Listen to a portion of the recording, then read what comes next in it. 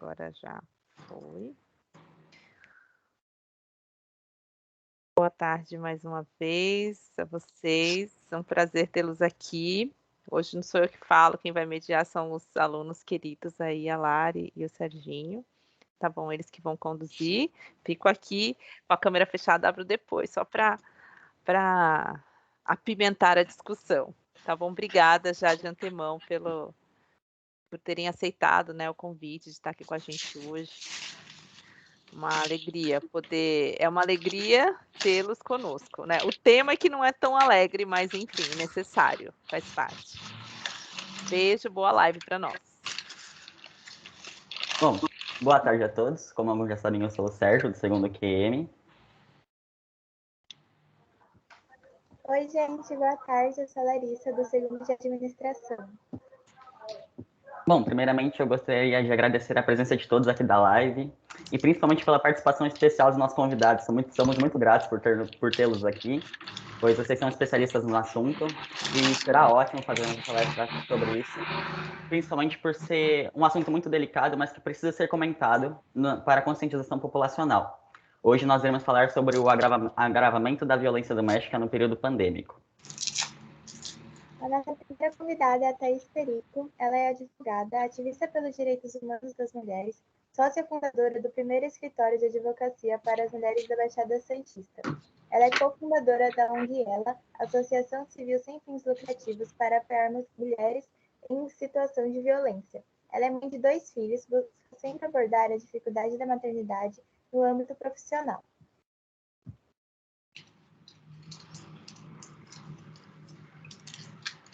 E aí, Thaís, como que tá sendo participar com a gente? Você tá bem? Quer falar alguma coisinha aí? Boa tarde, gente. Tudo bem? Tava tendo uma dificuldade para entrar aqui, mas já foi reparada, tá? Se eu estiver tendo um retorno ruim, vocês me avisem, porque tá um pouco falhando aqui para mim.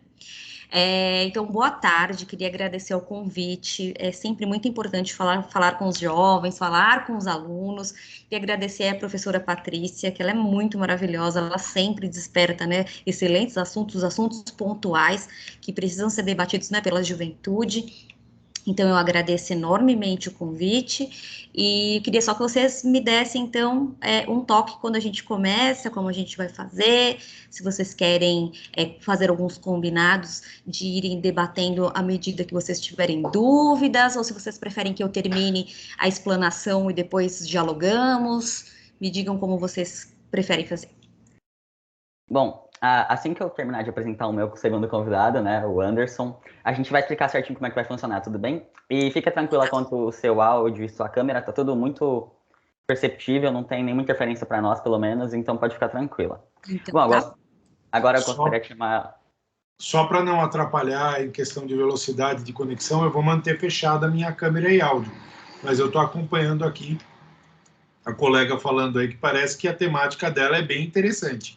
Quero ouvir sim, tá bom? Tá bom.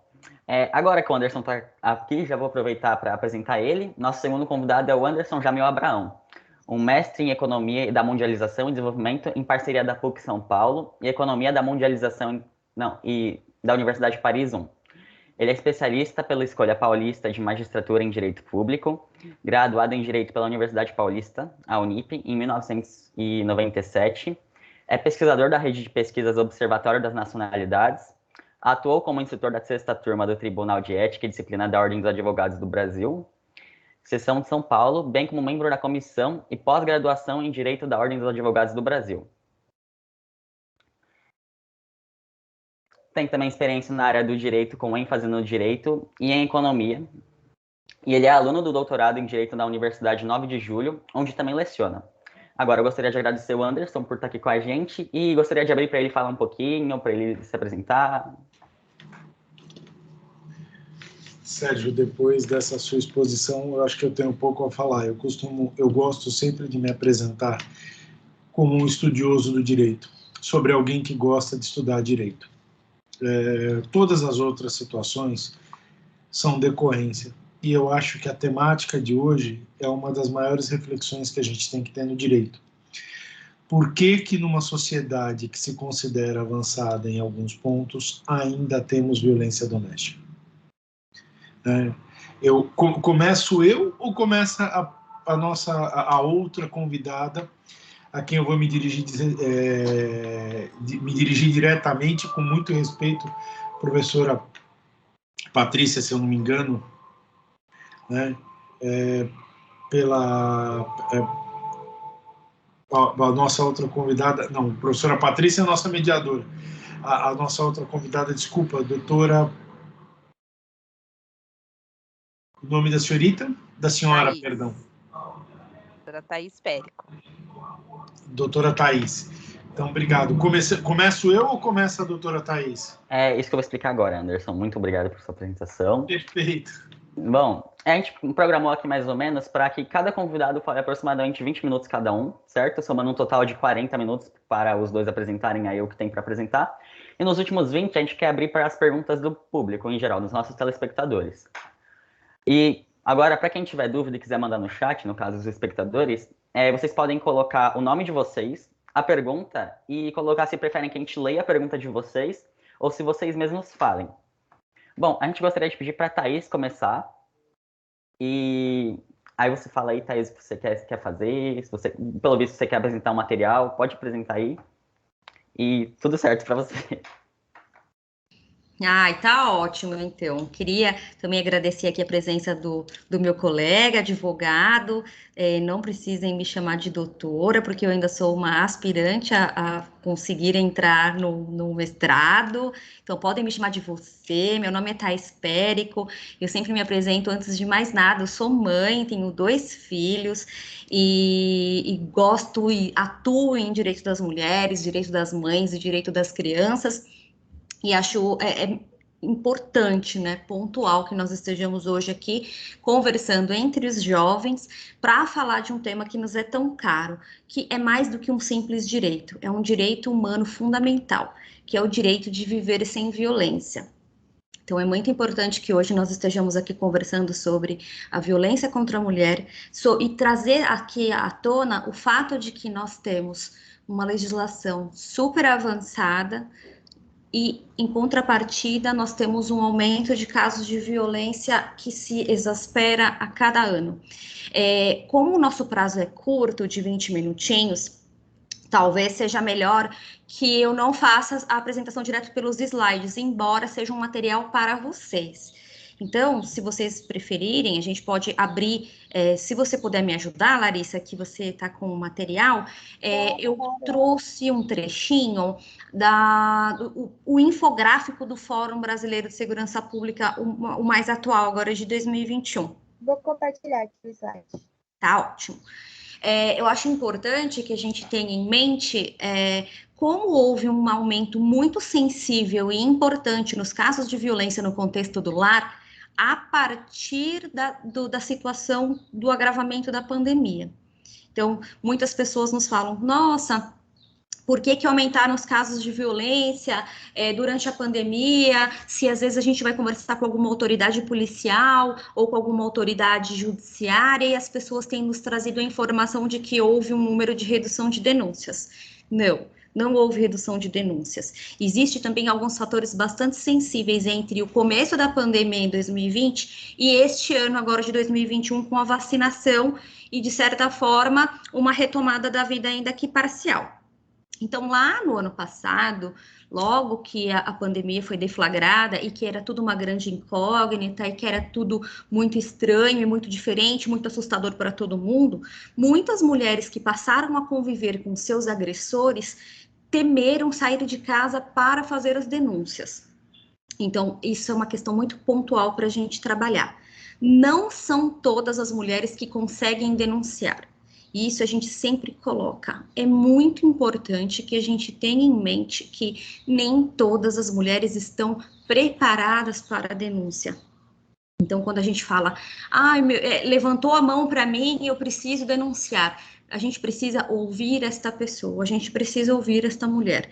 Por quê? Porque muitas vezes, muitas delas deixam de promover as denúncias porque estão vivendo sob temor, dependência econômico-financeira, desemprego, longe da família.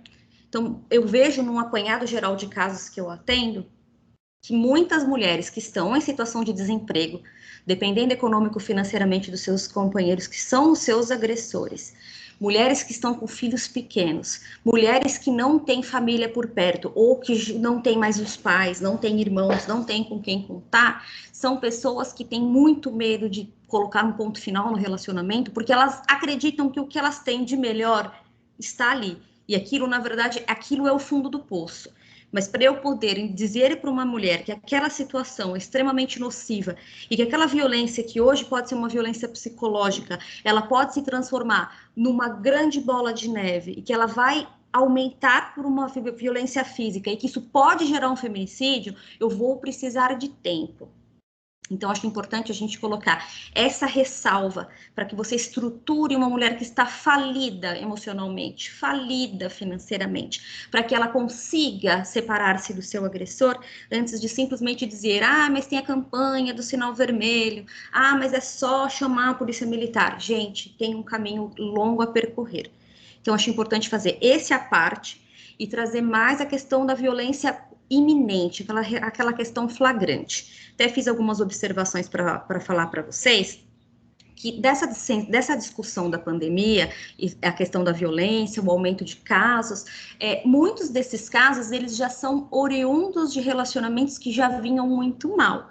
Só que, pela questão da dependência econômico-financeira, às vezes construiu uma casa simples no quintal de familiares e fica aquela situação difícil, muitos casos já estão vindo de relacionamentos, né, fadados ao insucesso, mas que era possível empurrar esse relacionamento porque convivia com a pessoa só 2 ou 3 horas por dia.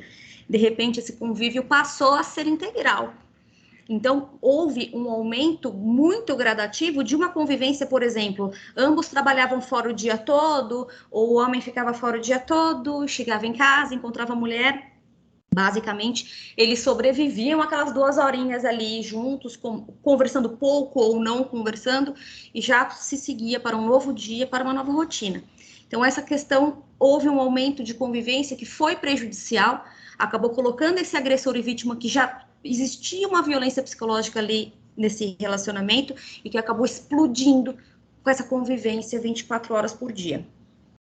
Houve casos também de pessoas que não eram violentas, aparentemente de nenhum tipo, nem violência psicológica, nem violência moral, nem física, nem sexual, mas o fato de passarem a conviver despertou ali naquele espírito agressor um tratamento ruim, muita violência contra crianças. Recebi denúncias de crianças cujos pais nunca haviam levantado a mão para dar uma palmada e a criança passou a apanhar porque interrompia a reunião do homem que estava ali em home office.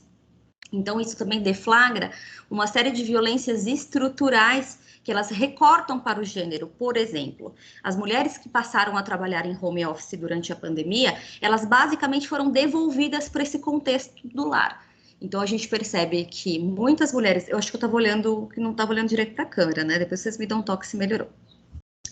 Então, você percebe que muitas mulheres que estavam trabalhando fora e havia uma certa divisão de tarefas com seu companheiro no final do dia, elas passaram a assumir e absorver esses trabalhos domésticos exclusivamente por estarem em casa, e o homem conseguindo, a troco, né, às custas de muito trabalho da outra parte, conseguindo trabalhar das 9 às 18 sentadinhos, sem ser interrompidos na frente do computador. E isso revela, né, um potencial discriminatório muito grande. Por quê? Porque existe um ranço patriarcal, infelizmente nós vivemos numa sociedade patriarcal, onde o homem é o detentor do trabalho e a mulher, ela que lide, né, com as questões das crianças, do lar e também do seu trabalho. Não por acaso, as mulheres foram as que mais sofreram as demissões no período da pandemia. Por quê? Porque não conseguiam o mesmo rendimento profissional se elas estivessem no escritório ou na empresa. Por quê? Porque em casa elas passaram a assumir os cuidados integrais das crianças que também não puderam mais ir à escola. Então, nós tivemos um agravamento da violência doméstica na pandemia e nós tivemos um agravamento exponencial de injusta divisão de trabalho, o que reflete uma sociedade ainda extremamente machista. Então, assim, fazendo, né, esse pequeno apanhado, nós conseguimos enxergar como a pandemia ela foi nefasta, sobretudo para as mulheres. Nós estamos hoje em um momento do país muito ruim, uma economia péssima, com um índice de desemprego muito grande, uma comercialização até de ossos e restos de animais em açougues, e tudo isso com muita violência doméstica e familiar. Nós somos o 5º país que mais mata mulheres no mundo. E nesse recorte da pandemia, nós tivemos um aumento muito grande. Se você puder, Larissa, avançar um pouquinho nos slides, acho que está mais ou menos ali pelo 5º, onde mostra... Passa um pouquinho, querida, por favor. Para a gente chegar no gráfico do fórum... Aqui, querida. Se vocês repararem, houve um aumento de homicídios das mulheres nas residências, justamente porque nos últimos 2 anos nós estamos basicamente devolvidas dentro de casa por conta do isolamento. Então, as regras e as medidas de isolamento social nos colocaram dentro de casa para proteção da nossa incolumidade psíquica e física, quando na verdade houve um agravamento importante para essas mulheres que viviam em relacionamentos abusivos. Então, é fato que também houve muito aumento de divórcios. Eu fiz muito divórcio nesses últimos 2 anos. Por quê? Porque esse encontro vivendo, né, 24 horas por dia, revelou um desgaste muito grande, revelou também questões que as pessoas já não estavam mais dispostas ali a continuar enfrentando, né? Então, é importante a gente colocar que muitas das violências não são tidas como violências visíveis para além das violências físicas e violências sexuais. Então, até hoje, se a gente for conversar, vejo que com os jovens é até mais fácil a gente trazer essa percepção da violência para além da física e da sexual. Mas se a gente for conversar com pessoas mais velhas, muita gente acredita que a violência ela só existe com olho roxo, sangramento. Se você puder voltar um pouquinho, Larissa, eu fiz uns exemplos para a gente não se perder, para eu poder dar exemplos para vocês do que são as violências dentro do contexto do lar. Se puder voltar um pouquinho, eu acho que está ali para o 3º slide, mais ou menos. Aqui, querida, por favor. Então, são 5 tipos de violência contra a mulher no contexto doméstico e do lar, previstas pela Lei Maria da Penha. Então, eu não sei se vocês conhecem a história da criação da Lei Maria da Penha, mas a dona Maria da Penha Fernandes, ela é uma farmacêutica, foi uma farmacêutica do Ceará, que sofreu 2 tentativas, se fosse hoje, seriam 2 tentativas de feminicídio pelo seu próprio marido, pai das suas filhas, e ele não foi julgado adequadamente. A tentativa de feminicídio que essa mulher sofreu, não foram... As questões foram muito importantes, né? Ela recebeu tiro de espingarda pelas costas e ela sofreu uma tentativa de eletrocução quando ela estava numa cadeira de rodas que conduzia a eletricidade na água do banho. Tudo isso provocado pelo seu ex-marido. Não obstante a gravidade dessas questões, o ex-marido dela não era punido, responsabilizado pelo Estado a contento. Então, o que aconteceu? A Maria da Penha denunciou o Brasil porque, além de a nossa legislação comum, Código Penal brasileiro, não contemplar o atendimento à situação da Maria da Penha, ou seja, ele nunca nem foi preso pelo que ele cometeu. Inclusive, o júri do ex-marido da Maria da Penha foi anulado por uma questão ridícula, assim, muito pequena, de um quesito. Ou seja, o Estado estava praticando misoginia contra a Maria da Penha e o Estado foi denunciado por quê? Porque o Brasil ele não tem proteção dos direitos humanos fundamentais apenas pela legislação, mas também pelos tratados internacionais de direitos humanos de proteção, né? Esses direitos dos quais são os mais perenes, são não transacionáveis, são direitos indisponíveis, são direitos que garantem que nós tenhamos uma existência digna na sociedade. Eles são protegidos por esses tratados. Então, o Brasil foi denunciado para a Corte Interamericana, para a Comissão Interamericana de Direitos Humanos, para que decisões fossem tomadas a partir da denúncia do caso da Maria da Penha, para que não volte a reincidir em casos tão graves quanto esse de tratamento para uma mulher em situação de violência no contexto do lar. Então, a partir daí, o Brasil criou, falando em palavras mais tranquilas, né, mais simples, o Brasil criou a Lei Maria da Penha. Não foi assim um dia que as nossas casas legislativas pensaram, nossa, que ótimo, vamos criar uma lei para proteger a mulher do contexto do lar. Não, foi preciso uma grande ameaça, uma denúncia no Comitê Interamericano de Direitos Humanos para evitar a condenação na corte. Foi aí que o Brasil promulgou e pôs em vigência a Lei Maria da Penha. Então, ela é uma lei especial, ela está acima da lei comum, que é o Código Penal, e por isso ela confere proteção às mulheres que estão sofrendo violência da forma mais covarde possível, que é dentre 4 paredes, dentre as quais a sua palavra é a que tem maior valor.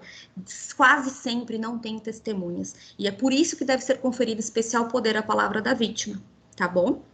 Se eu estiver falando demais ou estiver chegando perto do meu horário, vocês me dão um toque, que eu vou embora falando disso, tá, gente? Então, eu vou continuar, tá? Pode continuar. A Lari vai abrir a câmera quando estiver mais perto do... Ah, tá bom. Então, tá bom. Então, eu vou usar os exemplos aqui dos 5 tipos de violência, mas se vocês quiserem, vocês me interrompam, tá? Então, o que é importante a gente colocar? No contexto do lar, existem 5 modalidades de violências, que é a violência moral, e eu já vou falando dos exemplos, tá? Violência moral são os xingamentos. Gente, xingou nas redes sociais, gritou, mentiu fatos que a pessoa não cometeu, ou difamou, contou coisas íntimas, expôs segredos. Gente, se tem lugar onde tem segredo, é relacionamento amoroso, gente. É muito importante que a gente tenha isso em mente. Quando você sai desse relacionamento e você divulga fatos, você conta coisas para as quais lhe foi confiada lealdade, você está cometendo violência, tanto psicológica quanto violência moral, quando isso também te atribui algumas responsabilidades, tá? Antes de seguir aqui, acho importante a gente colocar que, embora os casos de violência doméstica eles estejam sempre ligados à relação amorosa, seja casamento, união estável, namoro, a violência doméstica, ela é aplicável sempre que existir violência no contexto do lar, é sempre importante a gente perceber se existe relação íntima de afeto. Então, não preciso namorar com a pessoa. Pode ser um tio que vai uma vez por ano na minha casa e toda vez que ele vai, ele faz alguma coisa muito ridícula. O tio do pavê que fala besteira. O tio do pavê que comete uma importunação sexual, que dá um tapa na minha bunda. Um exemplo para demonstrar que eu não preciso ter uma relação amorosa. Pode ser do pai contra a filha, pode ser do tio contra a sobrinha, pode ser do irmão contra a irmã, pode ser do filho contra a mãe.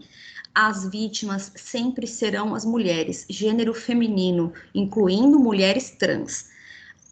Os agressores são os homens ou mulheres em relacionamentos LGBT, tá bom? Só para vocês tentarem entender onde se aplica a violência doméstica. Então, aqui nós estamos falando com jovens, chutando a idade de vocês. Se vocês tiverem 16 anos, houve relacionamento abusivo, é violência doméstica e familiar. No entanto, preservada a questão da menoridade, vai ter um encaminhamento diferente com base no Estatuto da Criança e do Adolescente, mas está tipificada a conduta para namoros. Namoro abusivo é violência doméstica e familiar. Eu acho muito importante vocês terem isso em mente. Eu falo isso muito quando eu vou conversar com jovens. Jovens cometem violência doméstica. Jovens são vítimas de violência doméstica e familiar, tá bom? Então, eu vou passar aqui para o outro tipo de violência, que é a violência patrimonial. Acontece tanto, que às vezes a gente não contextualiza, mas é muito importante a gente, né, trabalhar aqui alguns exemplos. Por exemplo, às vezes não acontece com a gente, mas acontece com a mãe da gente, acontece com a tia, acontece com a vizinha. A vizinha não trabalha, ou se ela trabalha, o seu companheiro, seu marido, exige que o dinheiro fique todo na mão dele. Isso é violência patrimonial. Quando você é proibida de fazer compras, quaisquer compras, tá? Às vezes eu trago exemplos práticos para você enxergar. Você vai fazer uma compra no supermercado e a pessoa mudou a senha do cartão e não te contou. Você passou um constrangimento ali naquela fila, tinha pessoas, a pessoa do caixa. Isso é violência patrimonial. Destruição de objetos. Então, toda vez que tem uma briga, é o seu celular, é o seu notebook, são as suas coisas que são quebradas, arremessadas para longe, violência patrimonial. Recorte de documentos. Às vezes pega todos os seus documentos, você vai embora? Você vai sair daqui? Quero ver você sair daqui. Aí pega coisa da pessoa, corta 1000 pedaços, e a pessoa tem que ir lá para o tempo, fazer tudo de novo. Isso é violência patrimonial. Ocultação de bens e propriedades, exemplo, um casamento com regime de comunhão parcial de bens, a pessoa vai lá e compra imóvel, carro, em nome de terceiros, para fraudar uma partilha, caso tenha um divórcio. Violência patrimonial, tá bom? Outro tipo de violência, violência sexual. Vejam, às vezes a gente pensa que a violência sexual é só, entre aspas, um estupro, tá? Mas tem muito mais casos que configuram violência no contexto da Lei Maria da Penha. Também acho importante colocar que nem tudo que é considerado violência da Lei Maria da Penha encontra o seu respectivo artigo no Código Penal. Então, não é porque está previsto como violência que necessariamente vai ter o seu artigo definido no Código Penal. São simbologias de violências que vão ser interpretadas como tal. Então, por exemplo, aquele namorado que fica te pressionando para transar.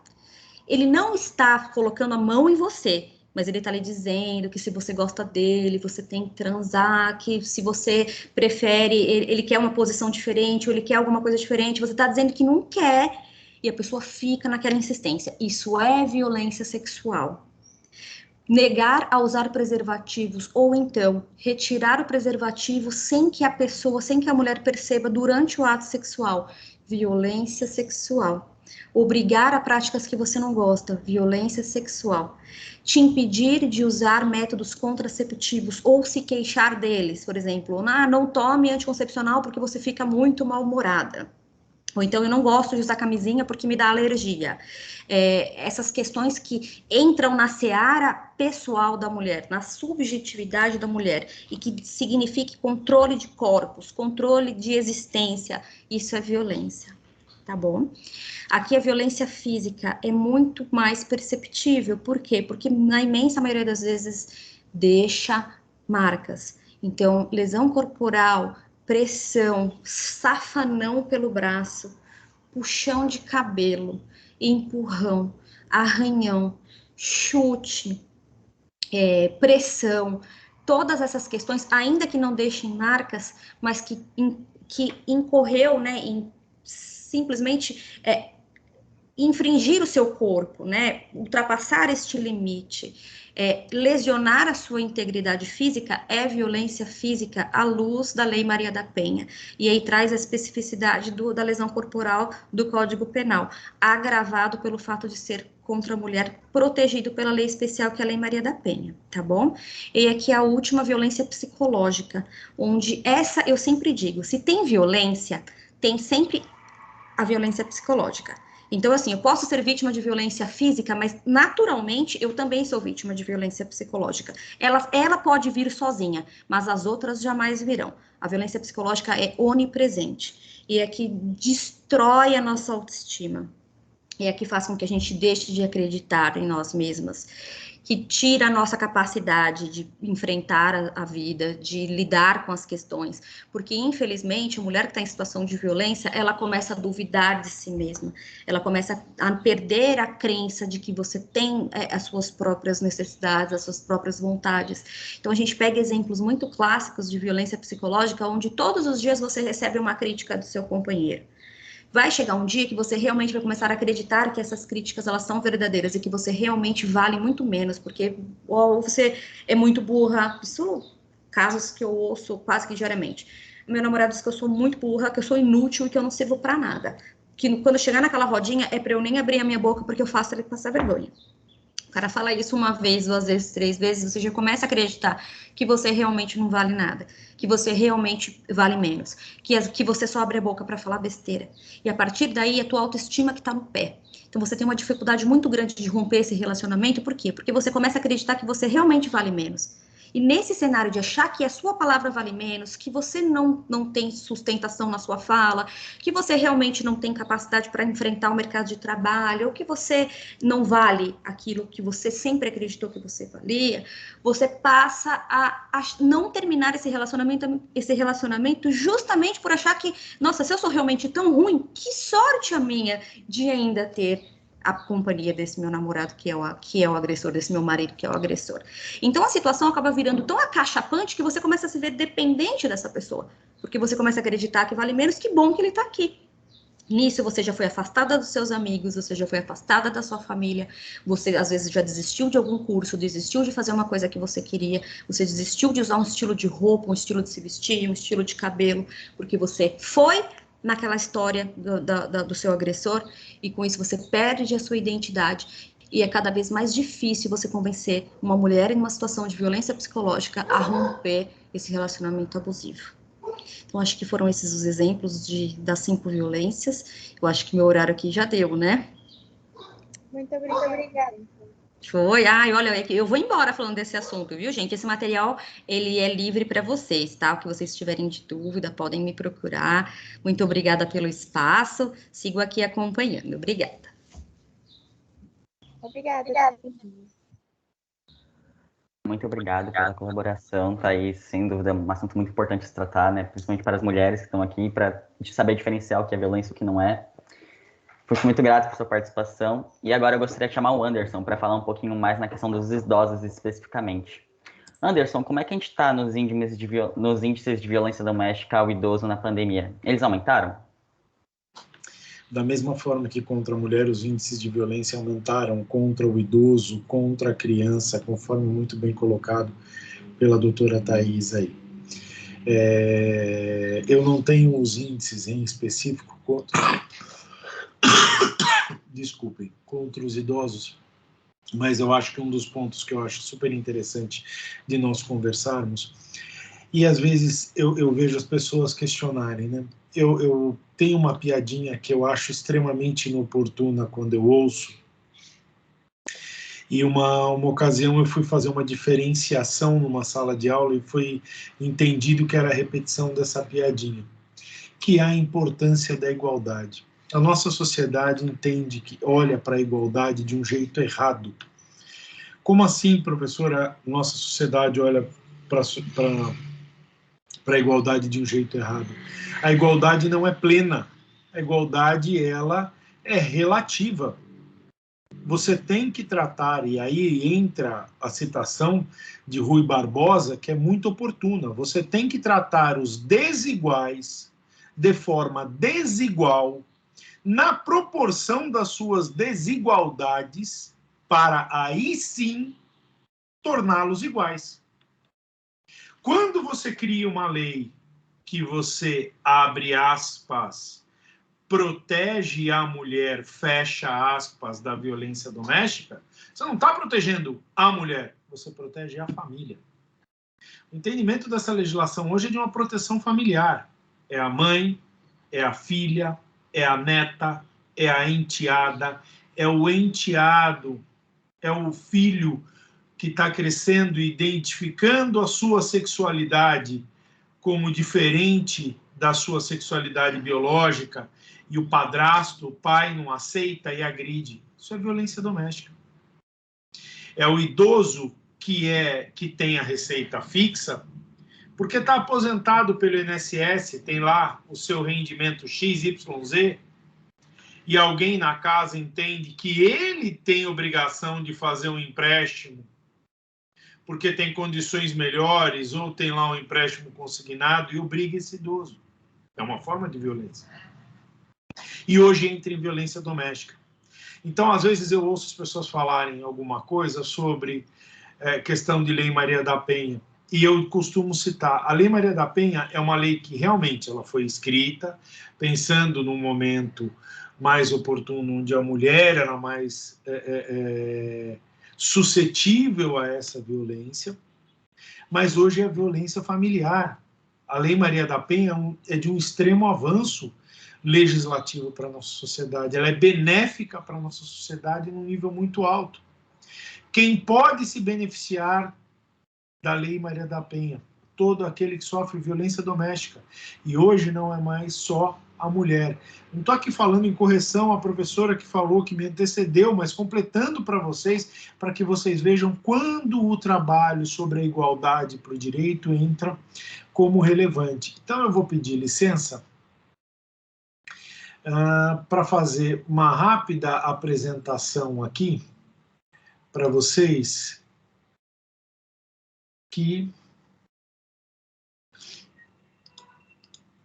vou colocar aqui para apresentar a minha tela. E aqui na minha tela nós temos algumas questões que eu uso para discutir com os alunos. Vocês têm uma boa visualização da minha tela? Sim. Podemos ver claramente. Sim. Perfeito. Sérgio, depois eu vou fazer o seguinte, eu vou enviar isso para vocês. Esse primeiro slide eu uso na universidade para conversar com os meus alunos e para provocar uma discussão, né? Vejam aqui duas crianças, uma criança branca, uma criança negra, né? E aí a criança responde ao que parece ser um questionamento do policial, né? Sim, claro que são nossas. Aí o policial pergunta, né, numa alusão a ser um policial, e a nota fiscal? A criança branca pergunta, nota fiscal, quase que numa dúvida, né? Mas quem ia carregar uma nota fiscal? A criança negra carrega a nota fiscal, porque sabe que a sociedade duvidará dela em constância. Então aqui é, por exemplo, uma questão que a gente já traz para discutir essa diferença. O artigo 5º da Constituição diz: todos são iguais perante a lei. Perante a lei. Sem distinção de qualquer natureza, garantindo-se aos brasileiros e estrangeiros residentes no país a inviolabilidade do direito à vida, à liberdade, à igualdade, à segurança, à propriedade, nos termos seguintes. Homens e mulheres são iguais em direitos e obrigações nos termos desta Constituição. Queridos, a relevância da igualdade entre homem e mulher é tamanha que o único texto capacitado e com habilidade para distinguir homem de mulher é a Constituição. Haja vista a proteção à aposentadoria da mulher com idade diminuta em relação ao homem estar na Constituição. Professor, mas você usou a palavra proteção. Sim, a mulher, conforme muito bem dito aqui antes, ela é submetida a uma tripla jornada de trabalho. É a mulher que é a mulher que engravida, é a mulher que gera a vida humana, é a mulher que permite a perpetuação da sociedade. Ah, professor, mas ela não faz sozinha. Realmente, ela não faz sozinha. Mas a atuação do homem aqui não é tão importante para a perpetuação da sociedade. O que a professora falou é uma grande verdade. Muitos casais se divorciaram durante a pandemia. Lamentavelmente, descobriram que não eram mais compatíveis. Eu fico feliz quando eu ouço que o casal se divorciou. Eu não fico triste. As pessoas perguntam para mim, por quê? Porque chegaram a um termo resolutivo. Chegaram a um ponto de solução do conflito. Esse ponto poderia ser uma reconciliação, poderia ser até um reinício, ou um vamos nos conhecer novamente, mas foi a quebra do relacionamento. Antes disso, há um fim desastroso, há um fim extremamente grave, um homicídio, uma lesão corporal, uma fratura, né? A professora me falou, aí a professora Thaís fez um comentário sobre a dependência financeira por causa do nosso tipo de sociedade. E aí eu vou contar uma coisinha para vocês, que muitos não eram nascidos quando aconteceu isso. Lá vou eu voltar no século passado, eu acredito que eu tenho bem mais idade, não só que vocês, que são adolescentes, mas inclusive a doutora Thaís, que vejo a jovialidade na face, apesar da mãe de 2 filhos, né? Praticamente uma menina, né? Mas eu, em 1996, eu era estagiário da magistratura. Eu concluí meu curso de Direito em 97, em 96 eu prestei um concurso, fui estagiário de juiz e trabalhei no Fórum do Ipiranga, aqui em São Paulo, né? Fórum Regional do Ipiranga, que pega a região da favela do Heliópolis, uma das maiores favelas do país, para quem não tem esse conhecimento. E lá eu tive a oportunidade de estagiar com um juiz que hoje já não é mais magistrado, ele está aposentado há muitos anos, chamado Arthur Alegrete Joly, um juiz muito consciente, e ele falava uma frase que, quando a professora mencionou, me fez lembrar. Antes da Lei 9.099 de 95, que é a Lei das Pequenas Causas, qualquer agressão era uma lesão corporal, não tinha distinção. Então, fosse um tapa na face, fosse um soco, fosse uma fratura que não gerasse um afastamento das atividades rotineiras aí por longo período, era uma lesão corporal, né? Aí você tem, como tem até hoje, a lesão entre leve, grave e gravíssima, né? Mas eu não quero entrar nesse detalhe, mas eu quero entrar num detalhe muito importante para que vocês vejam quão é valorosa a Lei Maria da Penha. As mulheres iam, tinham apanhado do marido, faziam exame de corpo de delito, de olho roxo, era muito comum, era e é muito comum uma lesão no braço da vítima. Perdão. Em idoso também tem muito isso. Uma pegada aqui, né? Muitas vezes pega de frente, chacoalha, né? Ou pega por aqui para ameaçar, para coagir, para lançar, projetar a pessoa contra a parede. É muito comum essa lesão no braço. Então fica roxo isso. E as diferentes cores de roxo, né, para vocês que são novos e espero que não presenciem, eu sempre desejo que a sociedade deixe de saber desse tipo de coisa, mas infelizmente ela é necessária. As diferentes cores de roxo significam lesões reiteradas, porque as lesões foram sofridas em datas diferentes. E às vezes a mulher tinha lá várias cores, e isso aparecia no exame de corpo de delito. Ou seja, ela apanhava do marido com frequência. Ela apanhava todo dia, ela apanhava de manhã, ela apanhava à noite, ela apanhava no fim de semana, ela apanhava de madrugada. E apanhava ela na casa 1, a vizinha na casa 2, a vizinha na casa 3 e assim por diante. Todo mundo apanhava, aquilo era quase que socialmente aceito. E você não tinha esse instrumento legislativo que tem hoje, hein? Então eu quero que vocês vejam como era o cenário naquela época e como é o cenário hoje. Aí essas mulheres iam para a audiência, iam falar com o juiz. Aí o juiz, bom, a senhora sofreu lesão consumada. Quantas vezes elas não falavam assim? Mas se meu marido ficar preso, quem bota a comida no prato? O senhor? E eu lembro desse juiz virar e falar assim, eu ficava literalmente entre a cruz e a caldeirinha. O que é pior? Manter este marido na rua agredindo esta mulher constantemente ou submetê-la à fragilidade da fome? E aí isso é o ponto onde a professora Thais muito bem mencionou. Nós, como sociedade, precisamos resgatar essas mulheres. Essa mulher precisa aprender a voltar para o mercado de trabalho, ela precisa voltar a ter a sua autoconfiança, e eu não gosto do termo, ela precisa de empoderamento. Não, ela precisa de autoconfiança. O empoderamento é um momento onde a mulher já está confiante, ela consegue resgatar os seus valores. Gente, a fragilidade que essa mulher chega é tamanha que ela teme a variação do tom de voz, ela teme o olhar. E isso que a professora mencionou é importante que nós saibamos. É a fragilidade psicológica de todas as violências a pior. Contra a mulher, contra o idoso, contra a criança. Eu venho de uma geração, eu volto a dizer, sou mais velho, vocês não presenciaram isso. Doutora Thais, uma menina, tenho certeza que não presenciou isso, quando os pais simplesmente olhavam. Nós temos um termo no direito para isso, que era o chamado temor reverencial. Mas não era bater no filho, era olhar, era a respeitabilidade que havia para com uma família. Né? Então, às vezes as pessoas confundem. Quando falaram lá atrás da lei das palmadas, mas bater para educar. Qual é o limite? É o mesmo que dizer que beber para se divertir. Qual é o limite disso? É muito problemático que a sociedade não encare a necessidade de tratamentos diferenciados proteger a família, proteger a mulher, proteger a orientação sexual, proteger o homem. Ah, professor, você vai falar em proteger o homem? Homem sofre violência doméstica? Muito menos do que as mulheres, mas sofre. Precisam ser protegidos. Idosos precisam ser protegidos. Crianças precisam ser protegidos.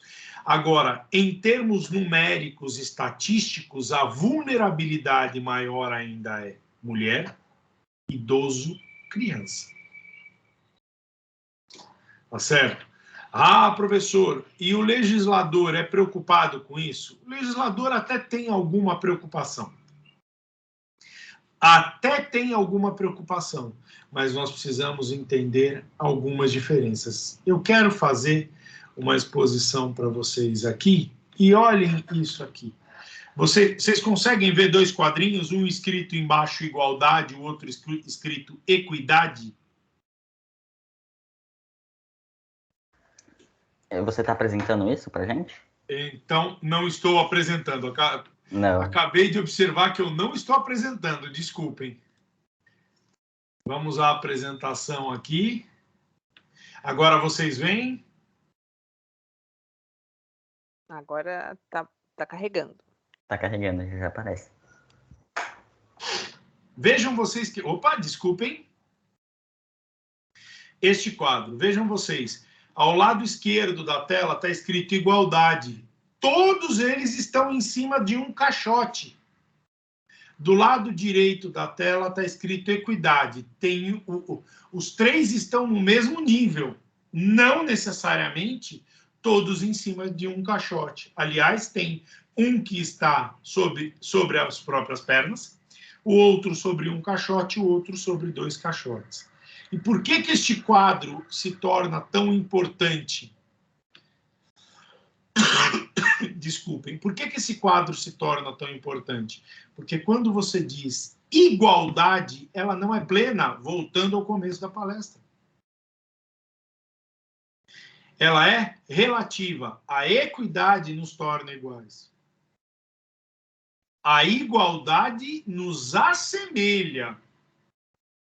A equidade nos torna iguais. Eu posso falar uma coisa, eu tenho certeza que a doutora Thaís, que como eu é advogada, ela perante os quadros da Ordem dos Advogados do Brasil é tão advogada quanto eu. Ponto. Isso é uma igualdade que a gente pode tratar como plena. Agora, vamos pegar uma discriminação que existe entre eu e a doutora Thaís dentro da Ordem dos Advogados do Brasil, que é extremamente positiva. Ela pode pedir licença durante o período que está amamentando das suas atribuições como advogada, caso ela seja autônoma. Ela pode peticionar nos processos e pedir esse benefício, sem perder o status de advogada.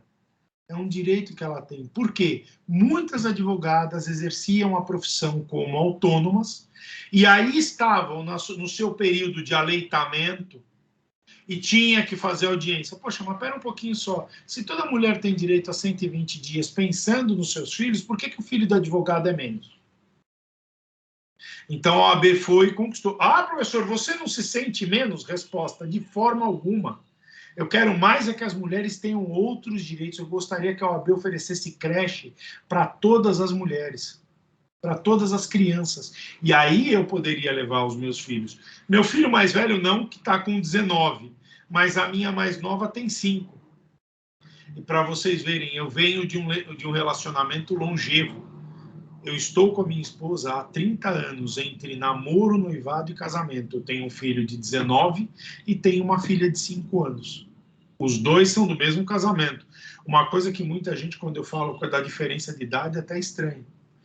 E sabe o que eu conversei esse tempo inteiro com a minha esposa? Quando nós só tínhamos o filho mais velho, eu sempre tratei muito bem minha esposa e vou continuar fazendo isso, claro. Mas quando a segunda foi mulher, eu passei a tratar melhor ainda.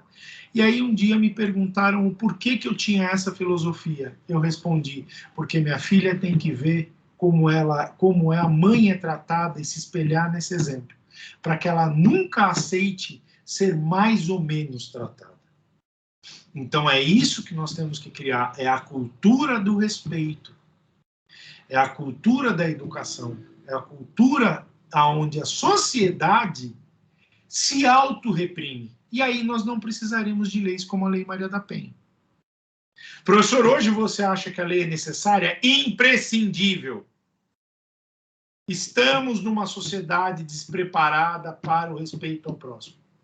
No dia que nós tivermos uma sociedade que a educação seja primorosa, aonde, eu vou pegar um exemplo bem paulistano, aonde você entra no vagão do metrô e o assento do idoso está liberado para o idoso. E não uma pessoa fingindo dormir para não dar o assento para o idoso. Isso é questão de educação. Discutia eu com os meus alunos sobre o vagão das mulheres. Por que eu sou contra? Mas eu acho que ele é necessário. Porque o vagão das mulheres seria segregador. Ótima seria a sociedade, mas é uma utopia da minha parte. Ótima seria a sociedade em que a mulher adentrasse ao vagão do trem e nenhum bípede, eu não vou chamar esse ser de homem, né? E nenhum bípede a agredisse passando a mão, tocando a sua intimidade, como uma ocasião eu tive uma aluna que chegou na universidade que eu lecionava, relatando que no trem o cidadão colocou a mão na sua vagina, por dentro da sua calça. Isso é estupro, gente. Agora, vejam e ouçam a situação.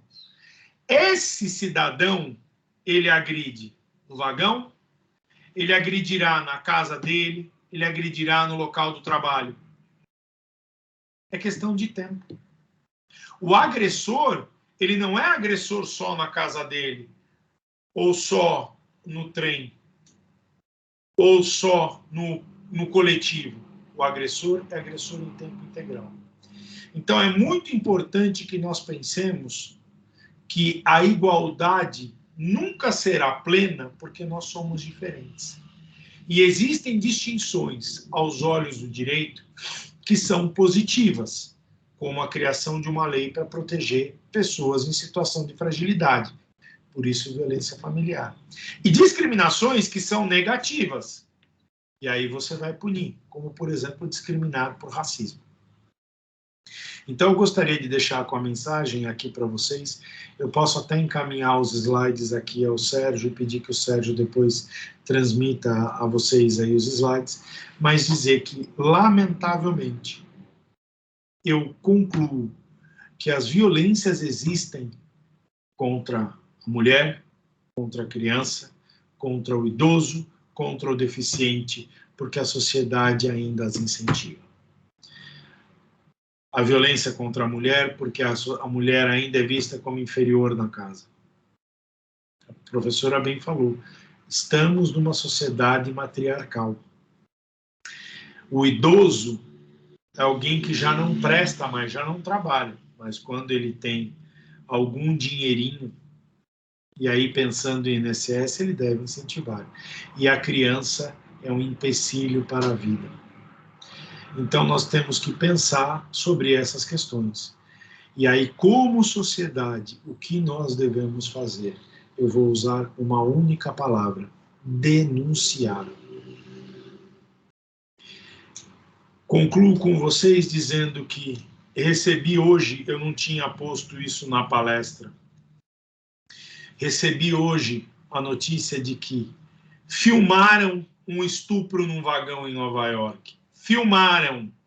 O estupro levou 45 minutos. Filmaram o estupro e ninguém sequer tentou defender a vítima. Filmaram.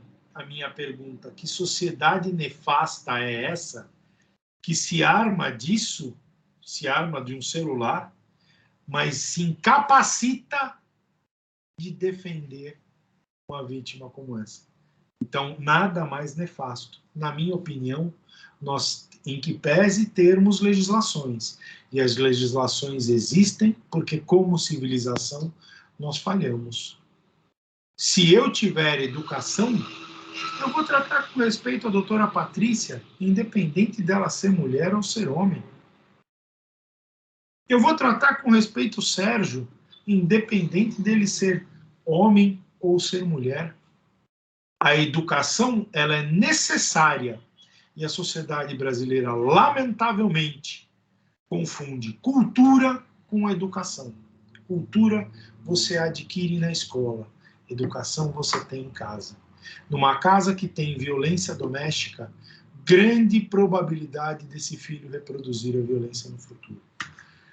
Para eu não desrespeitar um sinal de paridade de armas, eu já invadi o tempo, já estou falando mais do que a doutora Thaís falou.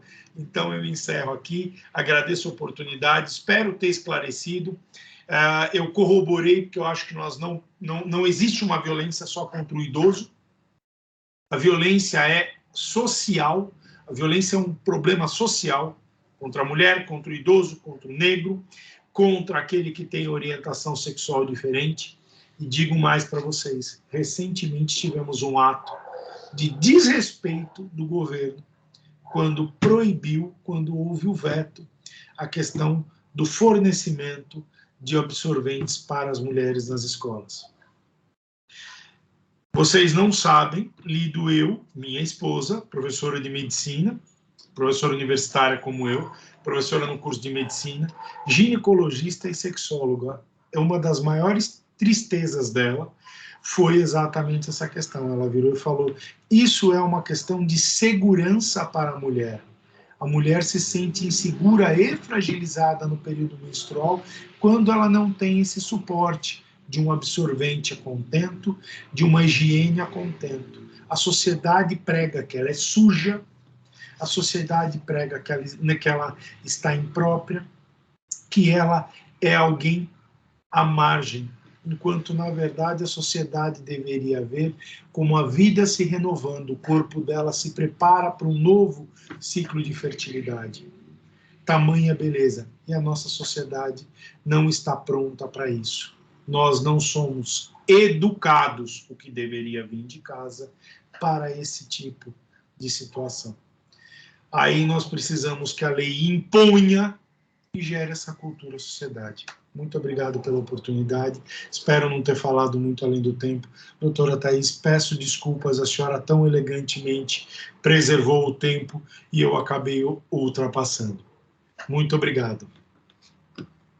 Gostaria de agradecer a participação, Anderson. Sem dúvida foi uma aula para todos nós aqui que estamos assistindo a palestra. Você com certeza contribuiu ao meu intelecto agora como cidadão. E essa situação que você compartilhou de Nova York foi realmente chocante e está me fazendo refletir bastante aqui. Mas agora eu queria partir para as perguntas, para a gente poder finalizar, sem extrapolar muito o limite de tempo. E fica tranquilo quanto tempo, pelo menos para nós, não tem problema nenhum. Não sei se para a doutora Thaís tem algum problema, mas para a gente daqui da organização, não, tudo muito tranquilo.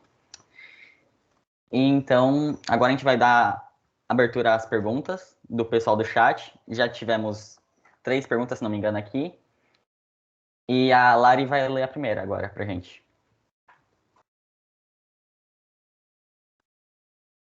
A Lari tá com um problema na câmera, mas ela tá aqui, tá, gente?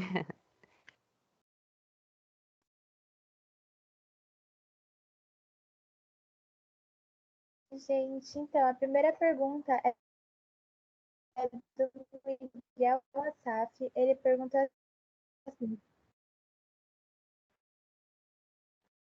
Isso, tô aqui. Oi, não tô te ouvindo, Lari, acho que tá assim, cortando. Se minha namorada ficar me pressionando para fazer sexo, seria violência sexual? A pergunta do Miguel, eu vou falar de novo, porque acho que cortou aqui um pouquinho da Lari. O Miguel falou o seguinte, falou numa situação hipotética, se a namorada dele força, né, ou enfim, que ele faça sexo com ela, né, que ele mantenha alguma relação sexual com ela, também é considerado violência sexual? Acho que é uma pergunta interessante porque, enfim, um pouco se confunde. Aí eu acho que vocês veem aí quem pode responder primeiro, não sei. O que vocês preferem? Quer falar, Thaís? Professora Thaís, quer começar? Eu já roubei muito o tempo.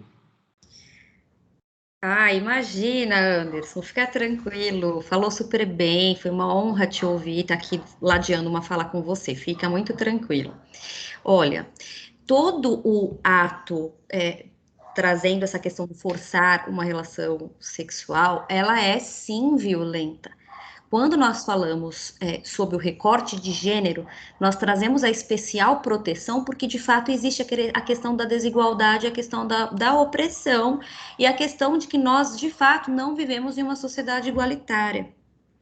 Então, quando, até fazendo um pouco do gancho da fala do professor Anderson, a questão é exatamente essa. Quando nós nós conferimos especial poder a uma lei para tratar um grupo em situação de opressão e desigualdade, nós estamos promovendo a equidade.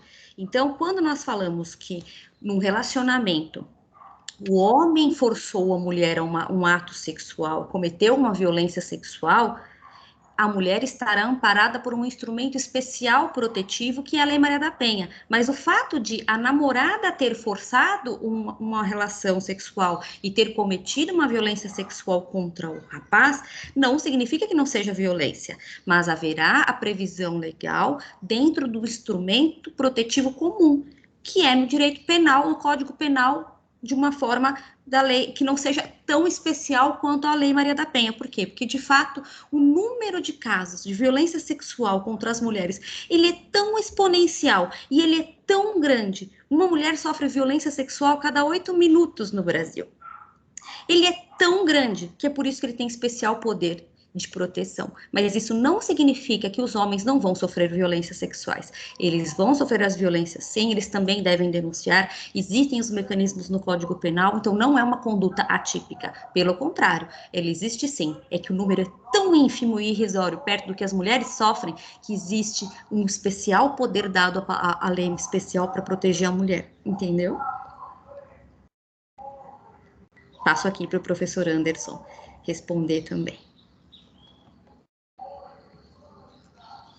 A colocação da professora Thaís foi extremamente bem feita. A proteção à mulher, aquilo que a gente falou, existe violência também contra o homem. Por isso é importante que nós entendamos o que é igualdade e o que é equidade, né? O homem pode ser vítima, e aqui usar a palavra vítima de uma violência sexual, resposta pode, e não exclusivamente porque ele foi submetido, eu vou usar o termo bastante, vou suavizar o termo aqui, respeitando até a palestra. Não porque ele foi vítima de sodomia apenas, ou de felação, né? Que são formas aí de penetração, de contato, né, entre as pessoas, mas também porque ele foi constrangido, ou ele foi submetido a uma lascívia que ele não pretendia. Então, o homem tem o direito de se recusar a uma relação sexual? Resposta, claro que tem. O que acontece? Qual é a cultura? Se o menino chegar em casa e falar, pai, minha namorada quis transar comigo e eu não quis, vocês podem ter certeza que algum comentário como, desculpem aqui, eu vou abrir parênteses e pedir uma licença para usar o termo. O que é? Ser um viadinho? Então, me desculpem o termo chulo. Eu pedi uma licença, não reflete o que eu penso, tá certo? E, acima de tudo, eu quero que fique bem claro. Isso não é uma reflexão do meu pensamento. Isso é uma colocação do que muitas vezes a gente observa acontecer. Então, o homem, não se aceita que o homem recuse uma relação. Se tem problema, o que acontece? Vou te levar no médico. Você deve ter alguma coisa errada. E aí os comentários mais inoportunos se fazem presentes, né? Mas por que esses comentários inoportunos se fazem presentes? Porque a sociedade entende que o homem deve dar esta resposta, né? Mais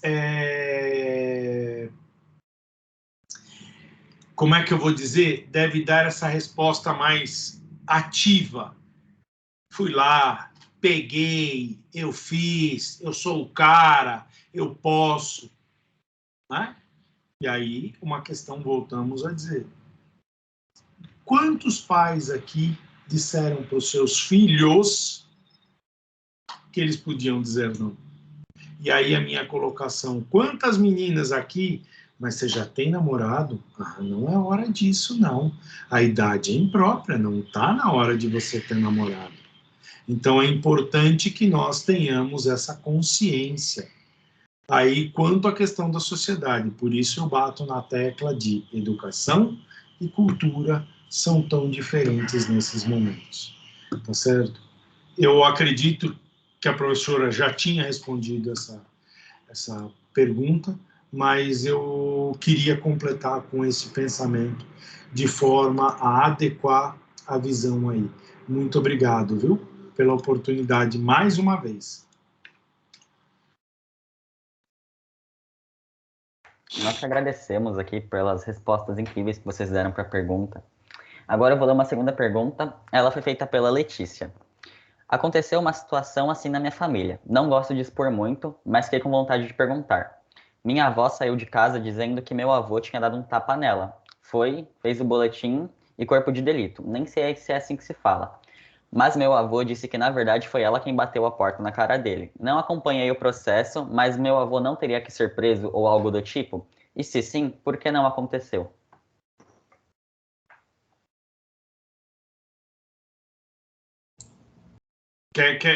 Posso falar uma vez que existe idoso envolvido, Thaís? Posso começar respondendo? Pode, tranquilo. Vamos lá. Me parece, com os poucos detalhes que foram ofertados, me parece que havia aí a figura da dupla agressão. Tá? Por favor, eu estou trabalhando só com o que foi dito no momento. A avó saiu de casa alegando que levou um tapa na face e o avô falou que a avó bateu com a porta nele. Isso, para o direito, é entendido como agressão mútua. Os dois são, ao mesmo tempo, autores e vítimas das agressões. E aí colocamos a questão da seguinte: quem prova essa situação? É um grande problema no direito, às vezes, é o conjunto probatório. A doutora Thaís foi muito oportuna quando ela falou que a palavra da vítima tem um grande peso. Gente, sem condições de diminuir a expressão do que a professora Thaís falou. Não tenho condições de diminuir. Não tenho nem condições de dizer para ela, não, doutor, olha, veja bem, né? Quem sabe, sair pela tangente, porque a palavra da vítima realmente é grande. É muito pontual. Uma mulher que leva a situação ao estupro, e aí vocês podem até levantar a mão e falar, mas eu conheço um caso de uma mulher que falou que foi estuprada e não foi. Gente, o estupro tem uma série de fatores que o identificam. É a lesão na área genital, é a lesão que a mulher sofreu, é o estado psicológico, é a condição clínica que ela se encontra. Então, existem vários fatores aí que não é só a palavra da vítima, mas a palavra da vítima, quando ela fala o agressor é esse, e é um dado muito comum da gente ver, na maior parte das vezes, o agressor do estupro é conhecido da vítima. Ele não é um estranho. Pasmem vocês, ele é o pai, ele é o tio, ele é o padrasto, ele é alguém que está dentro da casa da vítima. Isso não é mentira, isso não é novela, isso é sério. Grande parte dos casos acontece isso. Então, a palavra da vítima tem que ter um grande respeito, tem que ter um grande valor, por isso essa importância. Doutora Thaís, desculpe. Imagina, Anderson, vamos aqui respondendo, né? Então, atendo a pergunta da aluna, faço menção novamente, aqui também fortalecendo a fala do professor, os tribunais superiores eles conferem especial poder à palavra da vítima. Então, a Lei Maria da Penha confere especial poder. E 131 enunciados dos tribunais superiores conferem este mesmo poder. A palavra da vítima deve ter especial valoração na hora da coleta de provas. Então, por essa razão, nesse caso da sua avó, ela então deveria estar respaldada por 2 leis. Além da Lei Maria da Penha, ela deveria ter a proteção especial pelo Estatuto do Idoso. Porque você, quando está falando que é a sua avó, eu posso presumir que ela tenha mais de 60 anos. Mas como vocês são jovenzinhos, uma série de fatores podem fazer com que sua avó ainda não tenha 60 anos. Mas partindo do pressuposto de que talvez ela tenha 60 anos ou mais, ela também precisaria ter a celeridade, a rapidez da investigação, também pelo fator idade. Então, o que nós esperamos? Vamos supor que a sua avó tivesse batido a minha porta. Eu teria, além de ter oportunizado o acompanhamento à delegacia para que ela tivesse seus direitos garantidos, eu peticionaria também pedindo uma medida protetiva de urgência para ontem, para que o seu avô não se aproximasse dela, para que houvesse também um afastamento do lar, para que ela, em situação de especial proteção, permanecesse no lar e não saísse dele. Por quê? Porque o fato de que ela é mulher em situação de violência pressupõe também a vulnerabilidade. Ainda que houvesse uma manifestação no sentido de, mas a casa era só dele, porque ele herdou essa casa do pai, nananã, não importa. Neste primeiro momento, existem instrumentos e mecanismos legais de proteção à mulher em situação de vulnerabilidade, que é a violência, e que permite a preservação da sua incolumidade física e da sua integridade psíquica, e que, para tanto, ela tem esses instrumentos para fazer frente. Então, se de fato houve aí, muitas delegacias lavram a ocorrência como vias de fato. Eu quero morrer com essas vias de fato. Porque, com base nisso, a gente tem dificuldade nas medidas protetivas de urgência e a gente acaba dando como se fosse a mesma valoração. Ainda que ela, vamos supor que ela tivesse dado uma portada na cara do seu avô. Ela levou um tapa. Ela disse que levou um tapa. Por que ela mentiria? E se ela bateu essa porta para se defender?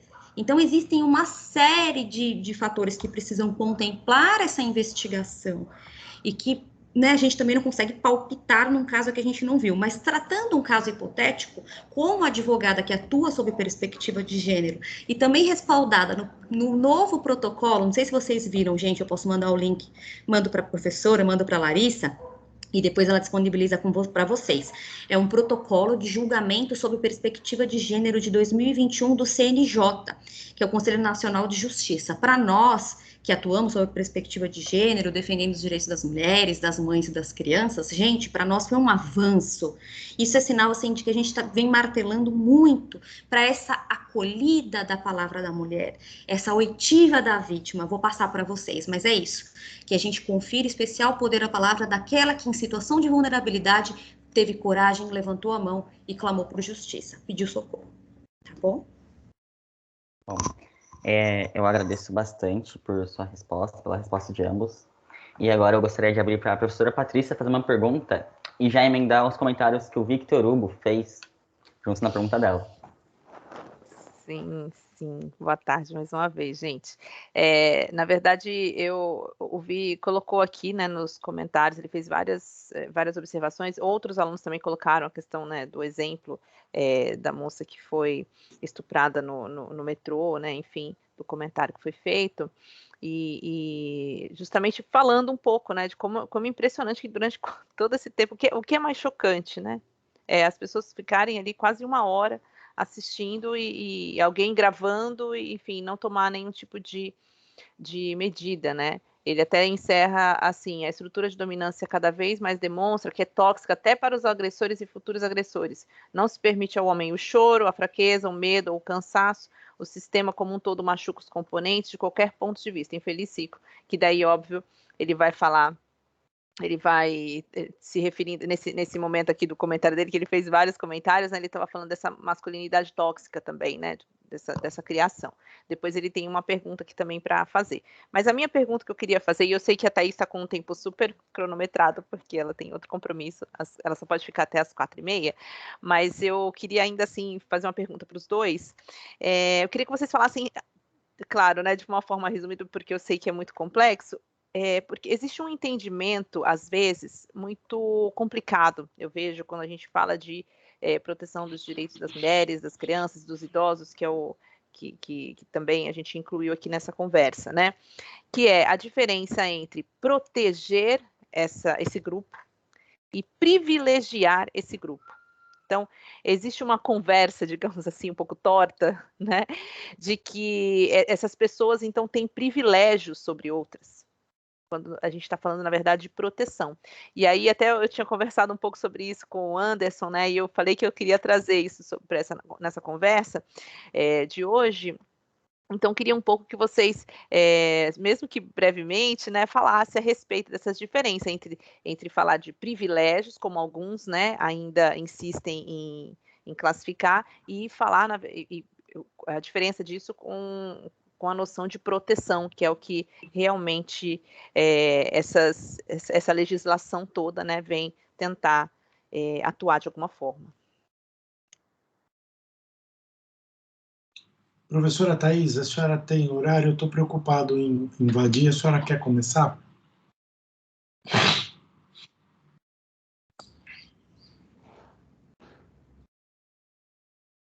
Consegui aqui.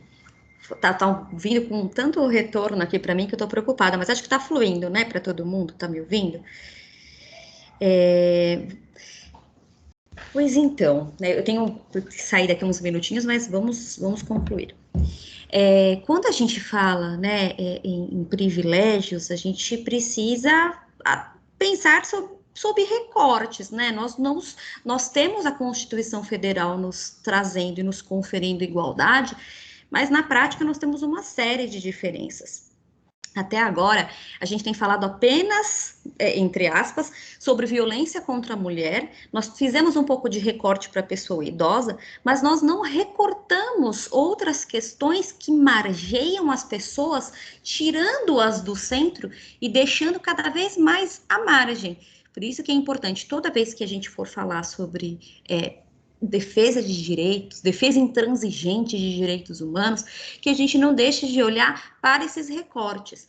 Eu estou aqui falando de violência contra a mulher, eu aqui, enquanto mulher branca e privilegiada, eu não posso deixar de falar da minha companheira preta, eu não posso deixar de falar da minha companheira oriental, eu não posso deixar de falar que nem todas as mulheres são heterossexuais. Então, quando eu falo em privilégio, um lugar que me permite conversar e dialogar de uma forma contemplativa, eu não posso deixar de trazer pessoas sem levar em consideração o recorte de raça, classe e gênero. Tanto que eu fiz até umas observações nos meus slides, como eu posso lidar com a defesa dos interesses da mulher sem levar em consideração que, é muito simples, denuncia, a Polícia Civil tem um link para você fazer as denúncias online. Gente, a mulher da palafita tem celular? Se ela tem celular, ela tem internet, então vai valer um link da Polícia Civil para denúncias para aquela pessoa em situação de vulnerabilidade social pelo recorte de classe.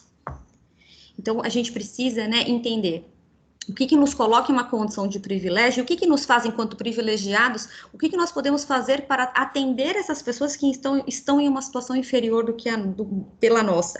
Até o próprio movimento feminista discute muito isso. Esse movimento feminista branco, ele está contemplando todas as mulheres?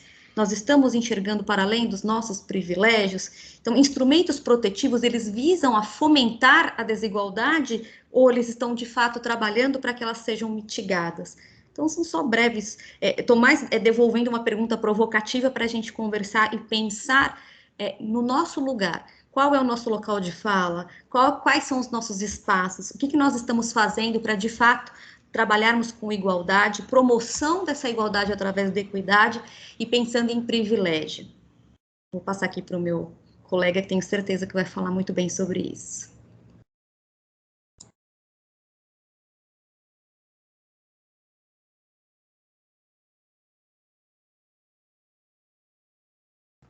Anderson, você está com o microfone desativado ainda. Obrigado, Sérgio. Se você não avisa, eu tinha engatado falando que ficaria falando sozinho. Em primeiro lugar, agradecer a gentileza da doutora Thais, né? Colocando para vocês a coisa bem de um prisma que eu vejo. Vou completar, se é que é possível, o que a doutora Thaís falou. Uma palavra, empatia. Como é que eu me coloco no lugar de uma mulher, sem ser mulher? É muito fácil. Eu estou na minha casa em São Paulo, né? Minha esposa está no cômodo ao lado, lecionando para a universidade. Internet estável, bons equipamentos. Como é que eu vou pensar? Se eu sair daqui, vou simular uma questão hipotética. Se eu me levantar daqui, entrar na sala que ela está lecionando e a agredir, digamos que nenhum aluno visse a agressão, né? Digamos que nenhum aluno visse a agressão. Ela teria instrumentalidade, conhecimento técnico para usar o celular, usar o tablet, o notebook, para fazer uma denúncia, como bem foi dito pela doutora Thaís. Quantos idosos conseguem usar um celular com tranquilidade? Respondam para mim, vocês que estão aí, são jovens. Quantos de vocês o avô, a avó, não sofre para entrar no banco, para ver o INSS se caiu ou não? Quantos de vocês não tem, às vezes, aquele idoso que fala assim, mas escuta, viu, como é que eu mando mensagem?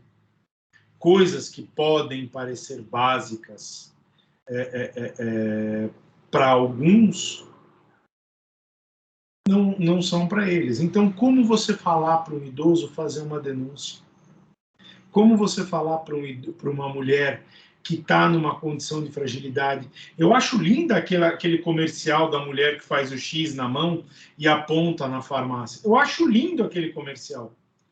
Mas eu vou falar para vocês, eu cansei de ver casos de mulheres, assim como de idosos, que falam, não tenho coragem de apresentar a denúncia. Não é que a pessoa não sofreu violência, ela não se sente capacitada para isso. Tamanha fragilidade que tem. Então, por um lado, nós temos o Estado oferecendo meios. Por outro, nós temos as pessoas não utilizando esses meios eu vou usar uma palavra que parece forte, por ignorância, como sinônimo de desconhecimento. Tá certo? Como sinônimo de desconhecimento. Então, eu gostaria muito que vocês avaliassem. Quando você fala em igualdade, pensem, não é igualdade a palavra, é equidade. Eu preciso, e para que a equidade aconteça, eu preciso de empatia. Né? O que é empatia? É eu pensar, é eu estar no lugar do outro, é eu viver a sociedade com o outro. Né? Empatia sou eu olhar para uma família que são 4 crianças, pai e mãe, dentro de 2 cômodos, com um celular bem sem vergonha e uma internet mais sem vergonha ainda, porque é o que o dinheiro possibilita que adquiram para assistir aula, para pegar o auxílio que o governo está oferecendo e, eventualmente, até usar aquele para tentar arrumar um bico e, eventualmente, fazer uma denúncia de violência doméstica. Como é que eu vou imaginar, conforme bem colocou a professora, numa palafita, várias, eu estou ouvindo aqui, ó, a minha vizinha ali, ó, apanhando do marido. E apanhando parece piada o que eu vou contar, e não, é seríssimo. Apanhando porque não tinha mistura. Para quem não sabe, isso é uma realidade, viu? Os casos que eu mais tenho visto neste sentido é contra idoso. Pô, você não faz nada o dia inteiro, fica aqui, não consegue fazer uma comida para eu comer na hora que eu chego do trabalho? Antigamente era a mulher que ouvia isso. Com a mulher migrando para o mercado de trabalho e saindo para compor a renda em razão da redução da renda do homem, esse tipo de discurso que era dito ali atrás começa a não mais existir. Começa a ser diminuído. Então é importante que a gente observe, o lugar de fala é o do outro. Nós precisamos criar, e aí fazendo um complemento ao que a professora falou, e a empatia, é o lugar de oitiva. Nós precisamos aprender a ouvir o outro. Nós precisamos entender o sofrimento do outro.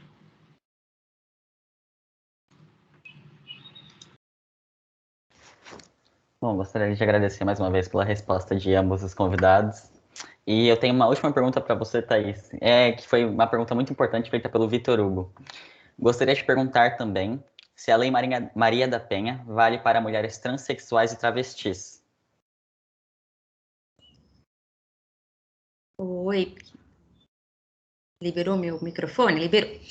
Vale sim, é muito importante. Até é importante a gente trazer essa discussão para cá, para quem está aqui na Baixada Santista, que houve um movimento muito grande do movimento trans aqui da região.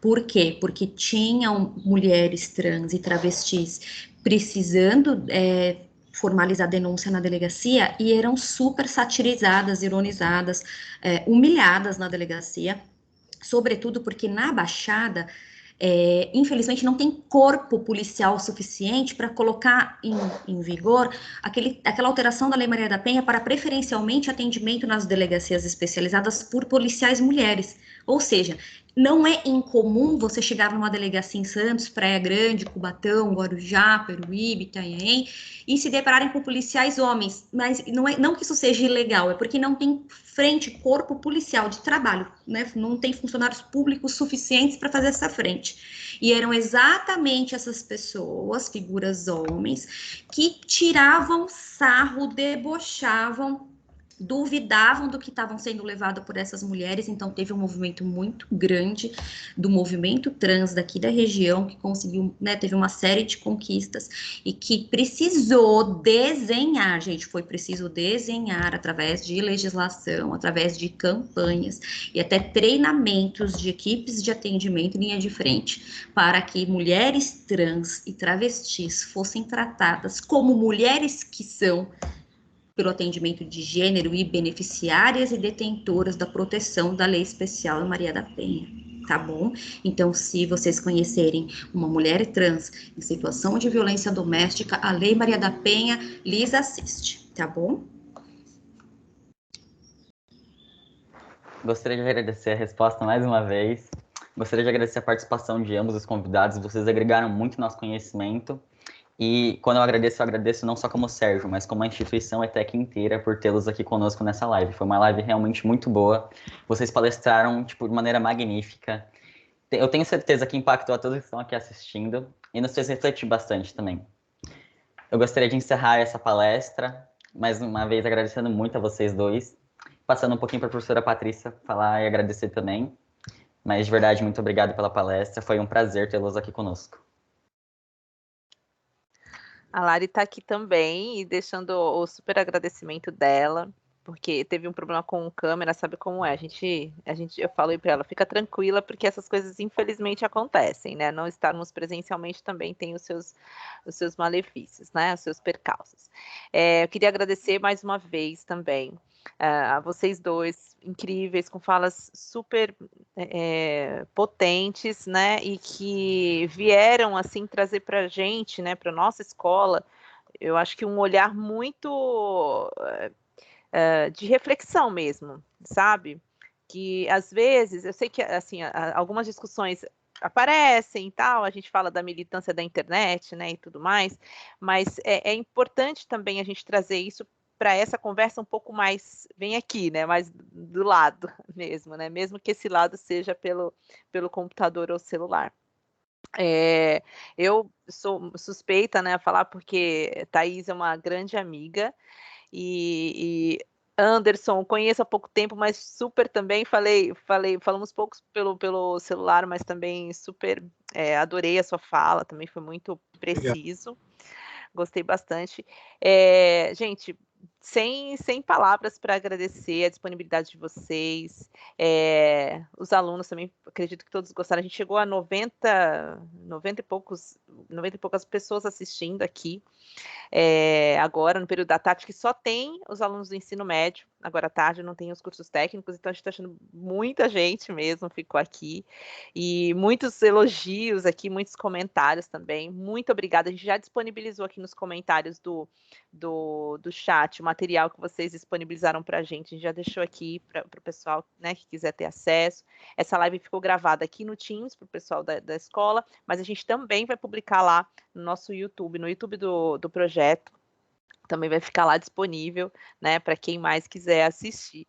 Muito obrigada, nossa, de coração, foi incrível essa tarde, vocês foram demais. Agradeço muito pela presença.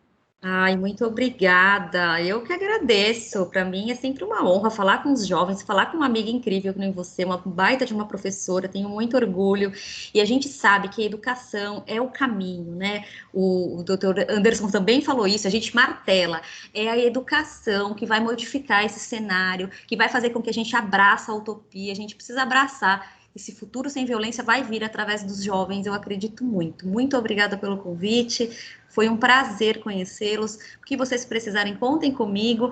Pati, eu te mandei o protocolo do CNJ, assim como eu mandei para a Larissa. Então, se você quiser disponibilizar para todo mundo... Já disponibilizei aqui, já coloquei no chat aqui para o pessoal acessar. Tá ótimo, muito obrigada, foi um prazer, viu? Um abração, Anderson, eu adorei te ouvir. Muito prazer.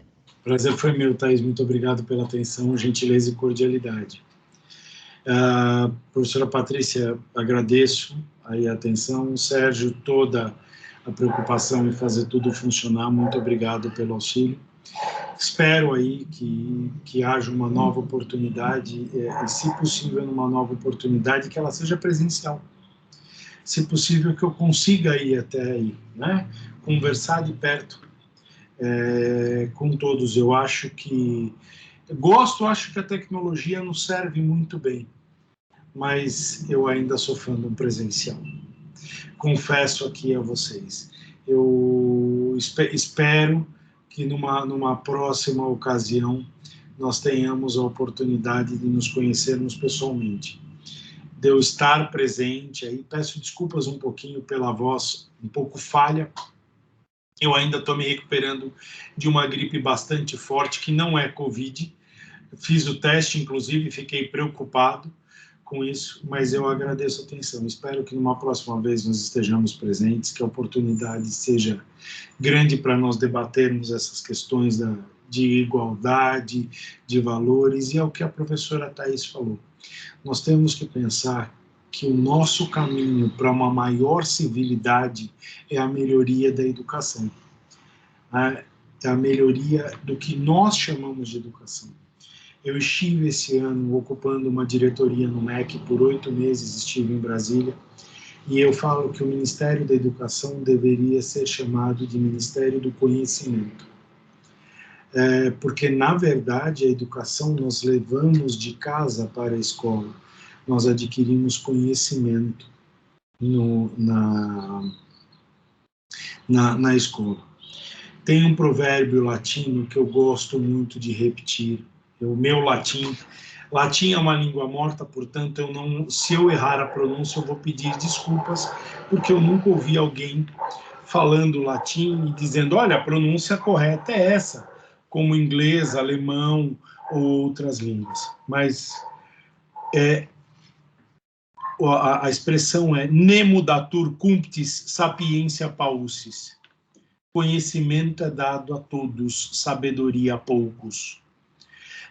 Nos cabe utilizar deste conhecimento que recebemos hoje, dessa discussão que nós tivemos aí, com todos esses jovens, com todos esses novos valores, com uma geração que cresce cada dia com menos preconceitos, cada dia com menos questões arraigadas, né, que velhos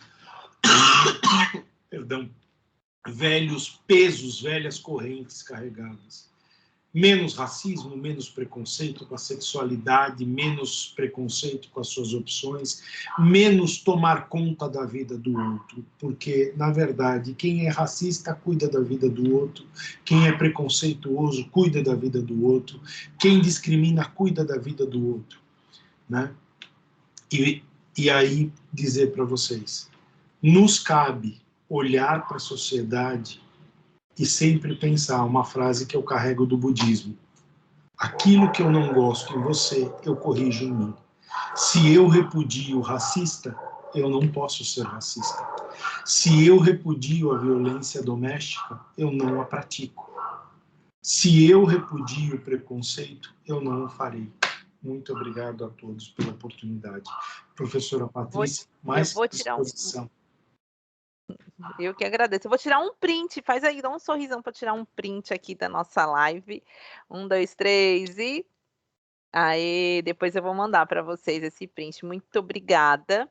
Eu agradeço. Beijo grande, gente. Tchau, tchau para vocês. Obrigada, pessoal, também que ficou até agora aqui assistindo. Eles acabam a aula às 4, viu, gente? Olha isso, a galera tá aqui online, porque realmente a palestra foi muito boa. Muito obrigada, beijo grande a vocês. A gente se vê. Obrigado. Tchauzinho, gente. Tchau, tchau.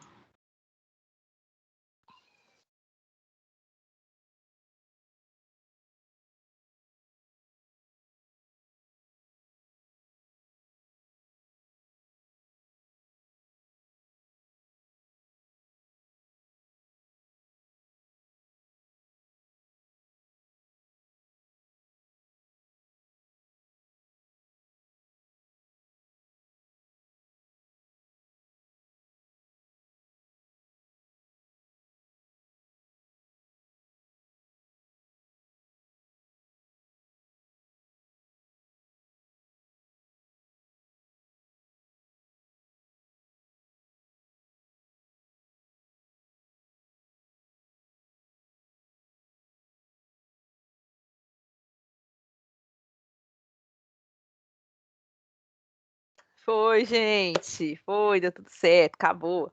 Beijo para vocês, vão descansar e daqui a pouco a gente volta. Beijo.